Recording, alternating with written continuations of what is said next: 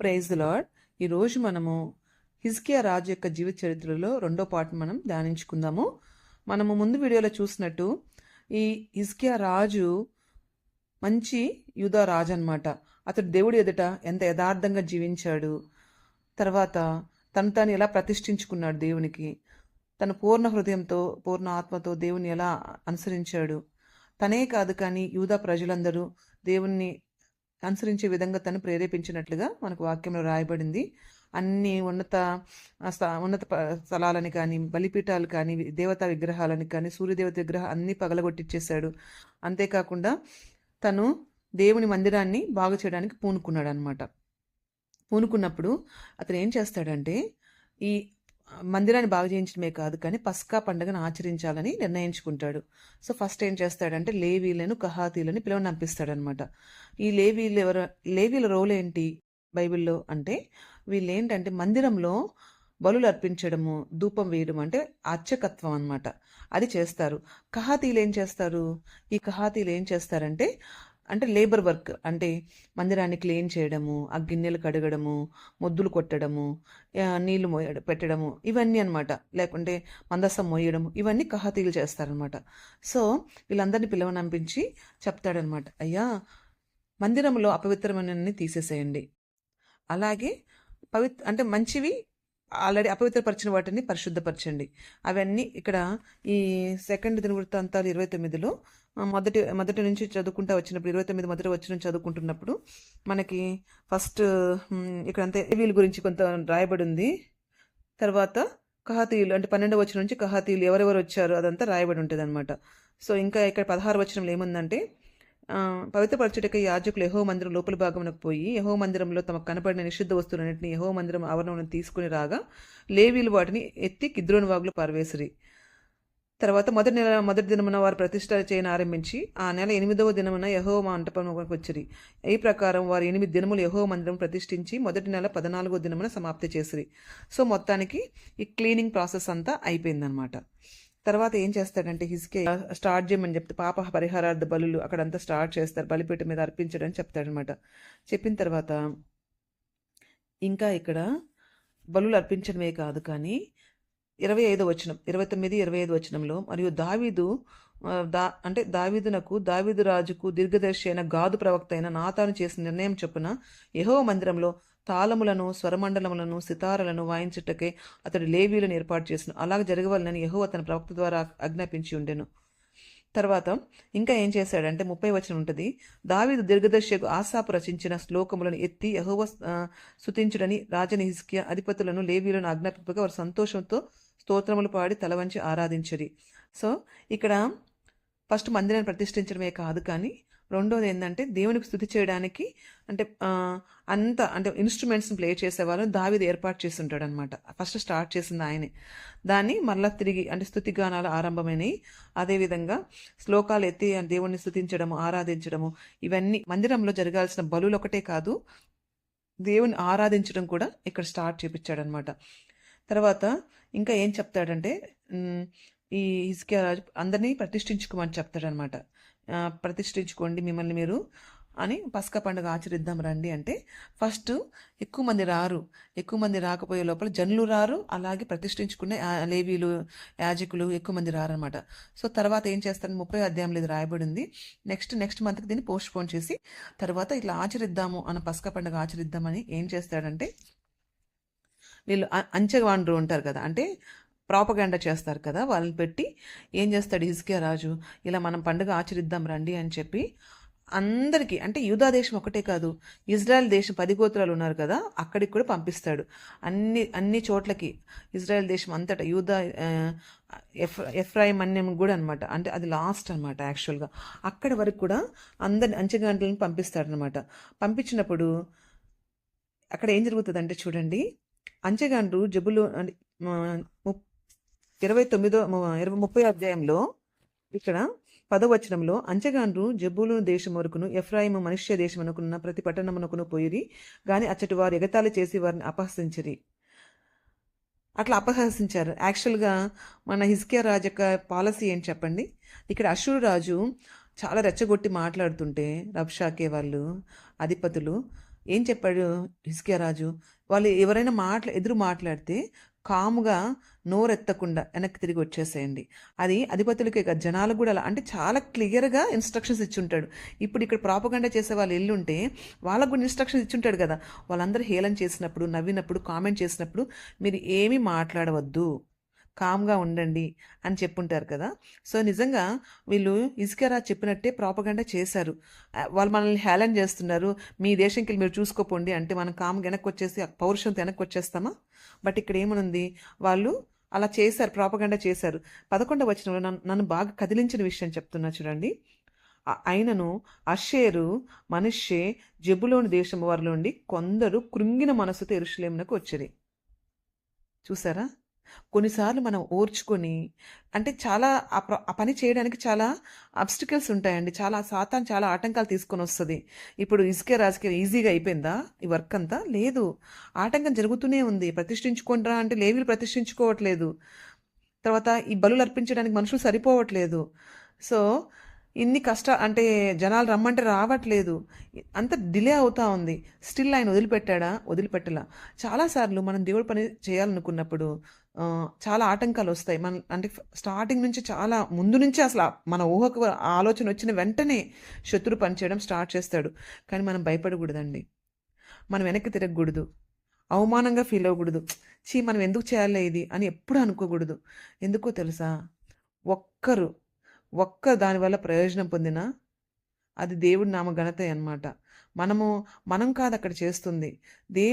దేవుని యొక్క సంకల్పం అది. దానికది ఇష్టమైన పని కాబట్టి చూడండి, నిజంగా వీళ్ళు ఈ ప్రాపగండా చేసేవాళ్ళు కష్టపడి వాళ్ళ అవమానం జరిగినా వాళ్ళు అక్కడ చేయకపోయుండుంటే ఈ కృంగిన మనసుతో ఉన్న వాళ్ళు యెరూషలేముకి వచ్చుండేవాళ్ళా? ఒక్కరిద్దరు బాగుపడినా చాలు. మనం ప్రీచ్ చేసే దాంట్లో, మనం చెప్పే మాటల్లో ఇద్దరు బెనిఫిట్ పొందినా చాలు. ఏం పర్వాలేదు. వేల మంది, లక్షల మంది ఏమి బెనిఫిట్ పొందాల్సిన అవసరం లేదు. దేవుడు సంకల్పం కొద్దీ ఎంతమంది పొందితే చాలు అంతే. మన డ్యూటీ ఏంది? దేవుడు చెప్పిన పని చేయడము. అయ్యో! దీని ప్రతిఫలం చూడలేకపోతున్నానని దేవుడు చెప్పలేదేమో, నేను ఓన్ ఇంట్రెస్ట్‌తో చేస్తున్నామే, అలా ఎప్పుడు ఫీల్ అవ్వద్దండి. దేవుడు మీతో కన్ఫర్మ్‌గా మాట్లాడుంటే, ఈ పని చేయమనుంటే, ఎన్ని ఆటంకాలొచ్చినా, అసలు ప్రతిఫలమే లేకపోయినా కూడా భయపడకుండా పని చేయండి. చూడండి, ఇప్పుడు మనము ఇర్మియా ప్రవక్త గురించి చూద్దాము. ఆయన ఎంత పరిచర్య చేశాడు. మనకక్కడ ఎవరైనా రక్షించబడినట్టు ఉంటదా? ఆయన విలాప ప్రవక్త అని కూడా అంటారనమాట. ఎప్పుడు. కానీ ఇక్కడ మనకి యోనాను చూస్తే అంత మంచి హృదయంతో ఏం పని చేయలేదు. ఒక్కసారి ప్రకటించంగా నినివే పట్టణస్థులందరూ రక్షించబడ్డారు. మనము సువార్త ప్రకటించడం వరకే మన వంతు. ఎంతమంది రక్షించబడతారు? ఎక్కువ మంది రక్షించబడ్డారా? తక్కువ మంది రక్షించబడ్డారా? అసలు రక్షించబడలేదా? రక్షించబడ్డారా? అది మన పని కాదు. అది దేవుడి పని. విత్తనం వేయడం మన పని. దాన్ని మొలకెత్తించడము, దానిలో జీవం పోయడం, దానికి ఫలాలు ఇవ్వడం అది దేవుడి పని. దేవుడి పనులు మనం ఎందుకు ఏమి పెట్టాలండి? ప్రార్థన చేయడం, వాక్యం చెప్పడం, ప్రార్థన చేయడం వంతు మాత్రం మన వంతు. అంతకంటే ఎక్కువ ఎక్స్‌పెక్ట్ చేయవాకండి. శత్రువు ఏం చేస్తదంటే, చూడు నువ్వు ఇంత పని చేశావు, ఇంత టైం వేస్ట్ చేసుకున్నావు, దేవుడి పని ఇంతమందికి సువార్త చెప్పావు, ఒక్కరు రక్షించబడ్డారా అని నీకేందంటే రిజల్ట్స్‌ని చూపిచ్చి ఏం చేస్తదంటే డిప్రెస్ చేసేసి, ఇంత కష్టపడుతున్న వేస్ట్, నీ వర్క్ అంతా వేస్ట్ అని చెప్పి నిన్ను మోసపుచ్చే మాటలతో మోసగిస్తదనమాట. సో, మోసపోవద్దండి. ఎందుకంటే ప్రతిఫలం వైపు మనం చూడాల్సిన అవసరం లేదు. దేవుడి పని అది. మన పాటు మనం చేద్దాం, దేవుడి పని దేవుడు చేసుకుంటాడు. మనం మాత్రం ప్రతిఫలం ఆశించకుండా దేవుడి పని చేద్దాం. సరే. సో, కృంగిన మనస్సుతో ఇక్కడ వీళ్ళు యెరూషలేముకొచ్చారు. తర్వాత ఏమైంది? ఇంకా ఇక్కడ ఒక వాక్యం ఉంది చూడండి. 30:15లో యాజకులు, లేవీయులు కొంతమంది సిగ్గునుంది తమను ప్రతిష్ఠించుకొని దహన బలులు యెహోవా మందిరంలోకి తీసుకొని వచ్చినాయి. అంటే ఫస్ట్ స్టార్టింగ్లో ఎవరు రావట్లేదు. తర్వాత ఈ పని ప్రోగ్రెస్ చేయకుంది వాళ్ళు ఏంటంటే మళ్ళీ మారు మనసు పొంది వాళ్ళ దేవుడి దగ్గరికి క్షమాపణ అడిగి ప్రతిష్ఠించుకొని మళ్ళీ అన్నీ తీసుకొని వస్తున్నారు దేవుడి మందిరంలోకి. ఇంకా ఇక్కడ కొంతమంది ఏం చేశారంటే ఇక్కడ ఇంకోటి కూడా నాకు బాగా నచ్చిందండి.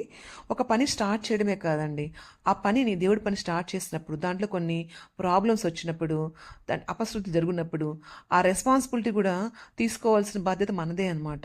సో, ఇక్కడ చూడండి హిజ్కియా రాజు ఇక్కడ ఏం చేస్తున్నాడు? ఇక్కడ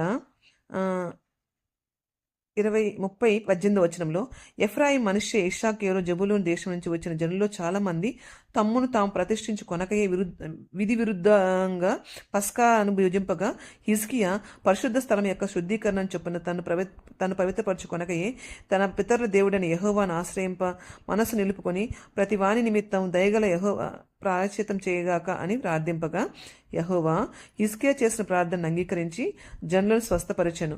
చూసారా, ఇప్పుడు వీళ్ళు యూదా ప్రజలు ఒకటే కొంతవరకు ధర్మశాస్త్రం ఉంది, అంటే కొంత మంచి రాజులు కొంతవరకు మంచిగా ఉన్నారు. ఇజ్రాయెల్ అంతా ఆల్మోస్ట్ యెరోబాంతో స్టార్ట్ అయింది, దూడలను పూజించడము సరిగా లేరు.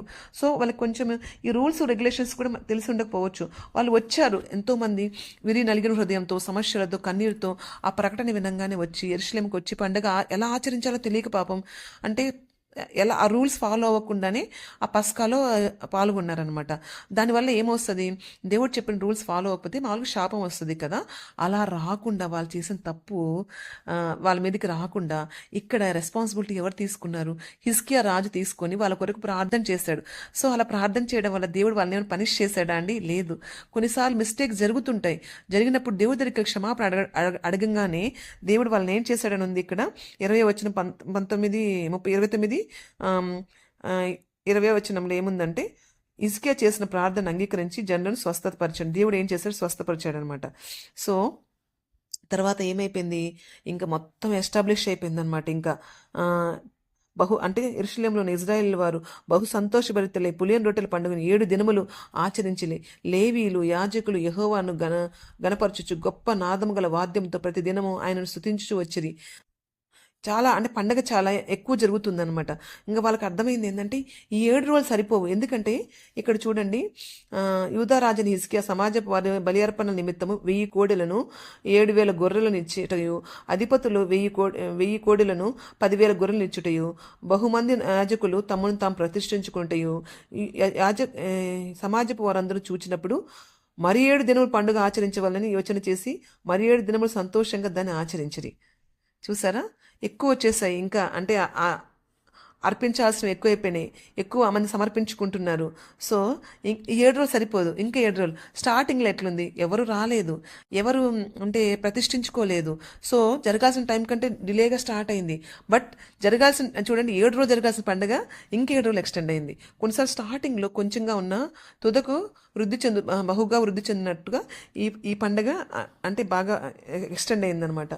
ఇంకా చూడండి, నిజంగా అంత సంతోషంగా పండుగ జరుపుకుంటే మరలా వాళ్ళలో జీవం వచ్చి ఉంటుంది కదా. అక్కడ యెరూషలేము కాపురస్తులు మిక్కిలి ఆనందం కలిగెను. ఇజ్రాయెల్ రాజును దావీదు కుమారుడైన సొలొమోను కాలం తర్వాత ఇలాగ జరిగి ఉండలేదు. ఎప్పుడు సొలొమోను తర్వాత పండగ ఇంత అద్భుతంగా అనమాట ఎప్పుడు జరగలేదనమాట. అప్పుడు లేవీయులైన యాజకులు లేచి జనులను దీవింపగా వారి మాటలు వినబడెను, వారి ప్రార్థనలు ఆకాశం అందున్న పరిశుద్ధ నివాసం చేరెను. చూసారా, కొన్ని ప్రాబ్లమ్స్ వచ్చాయని హిజ్కియా రాజు ఈ పనిని ఆపేసి ఉంటే ఇంత అద్భుతంగా జనాల్లో ఉద్యమం వచ్చి ఉండేదా? ఇంత కృంగిపోయిన వాళ్ళు ఆదరించబడి ఉండేవాళ్ళ? వాళ్ళ ప్రార్థనలు దేవుడి దగ్గరికి వెళ్ళిపోయాయంట. సో అంత అద్భుతంగా పండుగ జరిగిందండి. అందుకనే నాకు ఇది చదివినప్పుడు చాలా సంతోషం, చాలా ఎంకరేజింగ్గా అనిపించింది. దేవుడి పనిలో ఎప్పుడు వెనక్కి వెళ్ళకూడదు, భయపడకూడదు, ఫలితాలు ఆశించకూడదు. దేవుడు మనతో మాట్లాడి ఉంటే, దేవుడు మాట్లాడకుండా కాదండి, దేవుడు మనతో క్లియర్గా చెప్పి ఉంటే మనం ఆ పనిని బహుధైర్యంగా ముందుకు తీసుకొని పోవాలి అని. తర్వాత 31 వచనంలో ఇంకా అంతటితో ఆ పండుగతోనే అంతటితో అంటే బాగా హై అయిపోయి మళ్ళీ వెంటనే తుస్సనే ఏం పోలా, దాన్ని కంటిన్యూ కూడా చేశాడనమాట.